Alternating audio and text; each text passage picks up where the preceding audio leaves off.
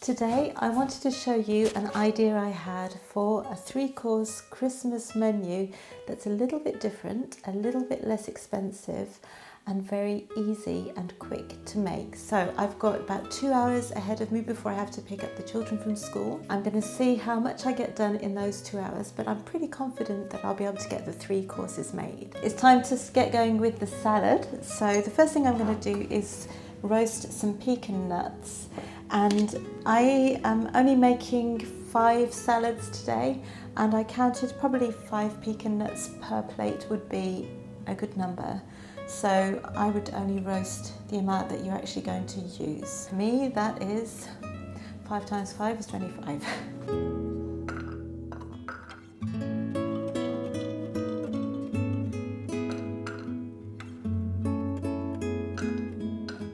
I'm just going to roast these gently until they start to smell and we get that beautiful nutty fragrance coming. Now I'm going to get on with the other components of my salad, and one of those components is clementines. So I'm counting about half a clementine per person. I'm doing 3 for tonight's dinner. And you want to peel them and try and get as much of the white pith off as you can, and then separate them into little segments. If there are any pips in there, you probably want to take the pips out as well. And now it's really smelling like Christmas, because clementines is one of those things that for me just immediately reminds me of Christmas. Next I'm going to prepare some prosciutto. So I get this from Costco, and it's excellent because it's only meat and salt, so no additives at all, and so that's perfect for us. I'm just going to use 1 slice per person, and this really keeps the cost down. It just adds a little bit of savoury saltiness to the salad, and you only need a little bit of it. And you just want to break this up into small pieces that you can then place around your salad.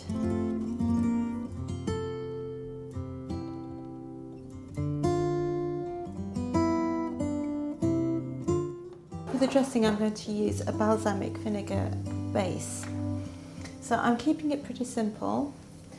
I'm going to use mustard, avocado oil, balsamic vinegar, and then a little bit of honey and a little bit of pumpkin spice. I'm just trying this out, but I think it might be a really good addition to this salad. So to start with, we need 180 millilitres of oil, and you can use whichever oil you prefer. I like to use a neutral flavoured oil, so not so much olive oil for salad dressings. I'm using avocado oil today, but you could also use whatever good quality neutral flavoured oil you prefer.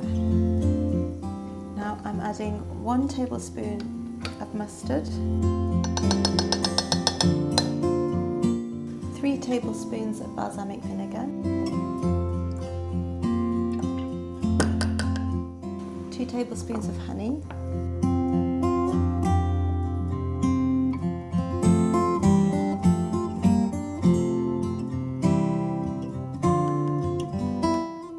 I'm going to do 1 teaspoon of salt and 1 teaspoon of pumpkin spice, or you can use mixed spice, whichever spice blend you like. Now the advantage of making it in a mason jar or a jam jar is that you don't need to do any stirring, you can just shake it up.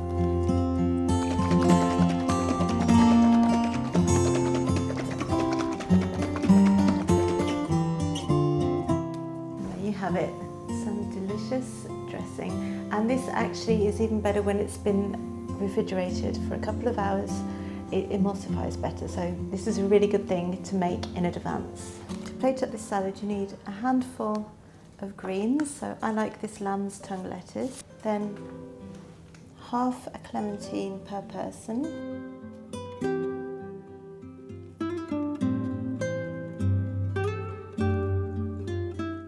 one slice of ham that you've torn into bite-sized pieces,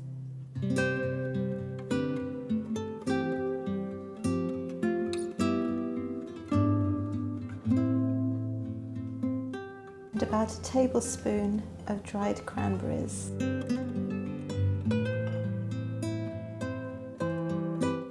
Then I'm going to add 5 pecans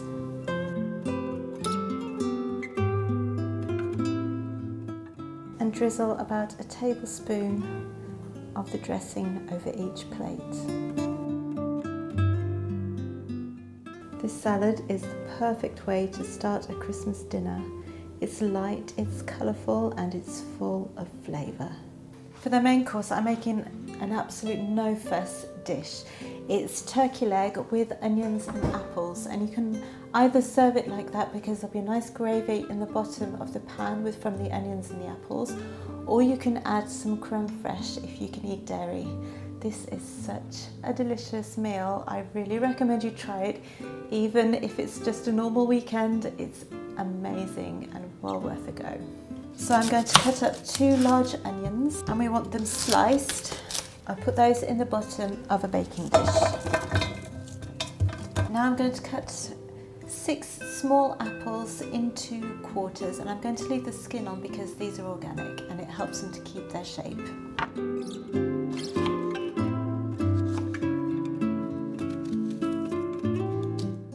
In fact, I'm going to do them in 1/8 because I think that's too large. I'm going to place the turkey leg on top of the onions and arrange the apples around it.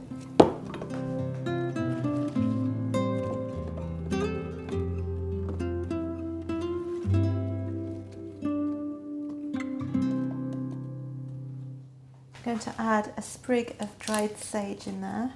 Drizzle with olive oil. You could also use butter if you like. And sprinkle with salt.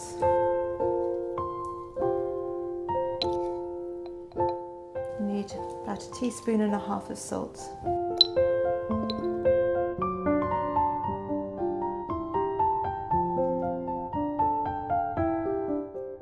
To go with my turkey leg, I'm going to be roasting some butternut squash with a little bit of honey and salt and pepper. It's a very simple recipe, but it turns out really well, and it'll just bring this meal over the top. Now let me just show you my hack for cutting up butternut. You don't want to be hacking into it. All you need to do is place your sharp knife on the skin, press down quite hard, and rock it to and fro, and the knife will go straight through it. Let me show you that again a bit closer up.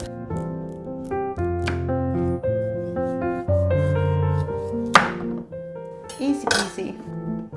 Now I'm going to get this peeled and cut into small cubes. Now that I've cut up the butternut squash into cubes, I'm going to drizzle a couple of tablespoons of olive oil over the top.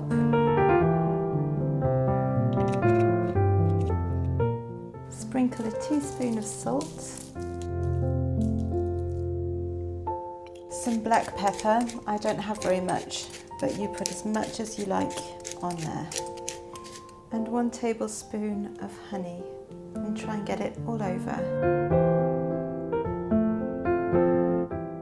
I'm going to put this butternut squash in the oven with the turkey for the last half an hour, and I shall stir it 15 minutes in just to make sure that the honey and the salt are well distributed. So this is going to cook in total for 30 minutes at 200 degrees Celsius. Time for the butternuts to go in the oven.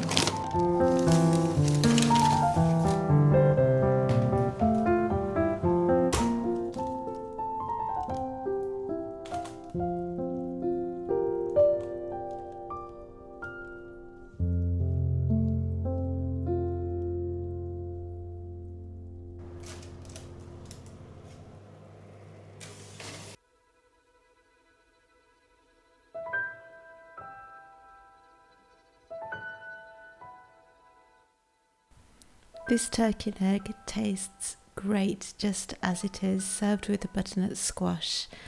The apples and the onions make a great accompaniment.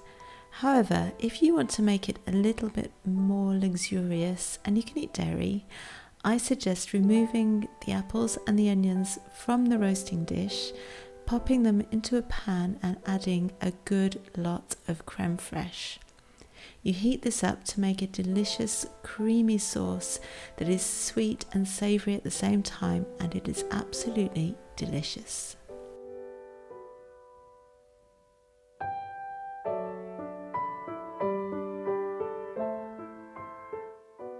Now, poached pears is usually made with a sugar syrup, but because there's already going to be plenty of sugar in the Sabayon, I decided to use honey instead, and I think that's just going to add loads of extra flavour.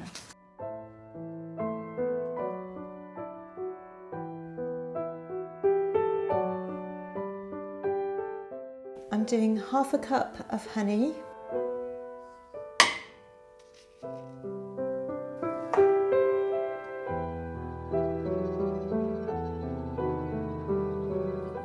to 4 cups of water.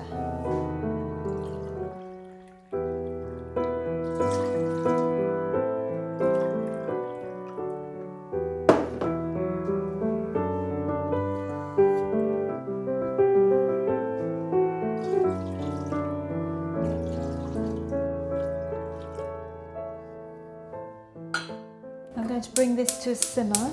While that's heating up, I'm going to add some spice. 4 cloves, 1 stick of cinnamon, 3 star anise. While that's heating up, I'm going to get on and prepare these pears. Now, they're just conference pears, and I'm going to quarter them and remove the skin, of course.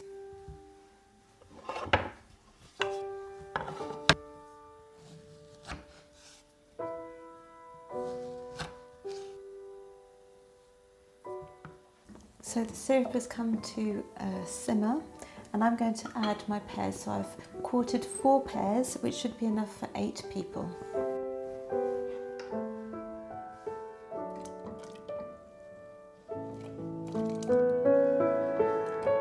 I'm going to bring this back up to the boil, or back up to a simmer rather, and then let it simmer for about 15 minutes, and I'll test them after 15 minutes.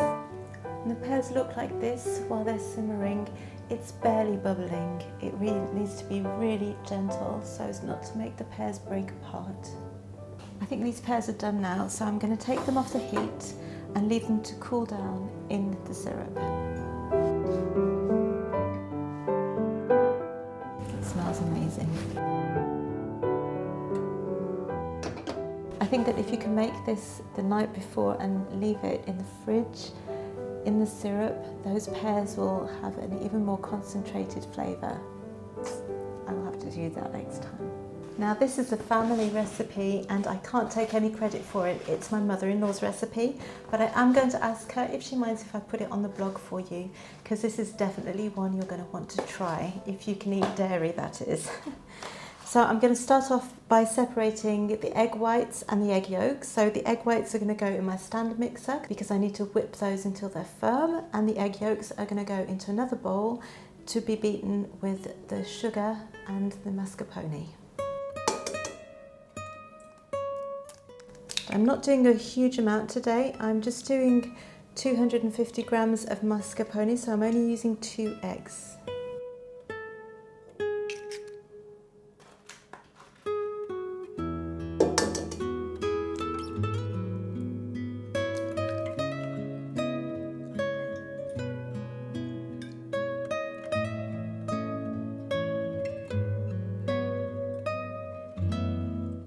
Now I'm going to add 80 grams of sugar to the egg yolks.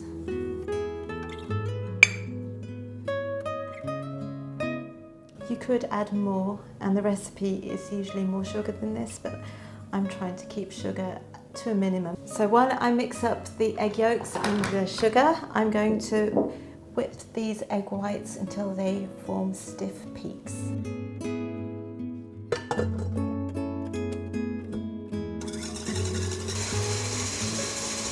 You need to whisk together the egg yolks and the sugar until the egg yolks become pale, and then you add the mascarpone and give that a good mix together so that there are no lumps in there.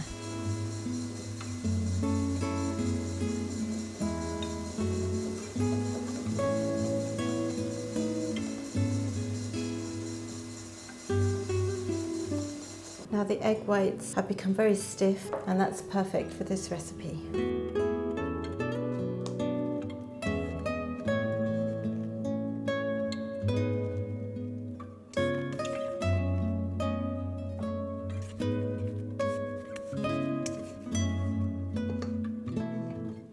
Now I'm going to fold this in really gently so as not to break up the egg whites.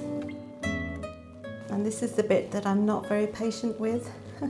And I usually do it too quickly and then it kind of flops, but I'm going to try and go slow today.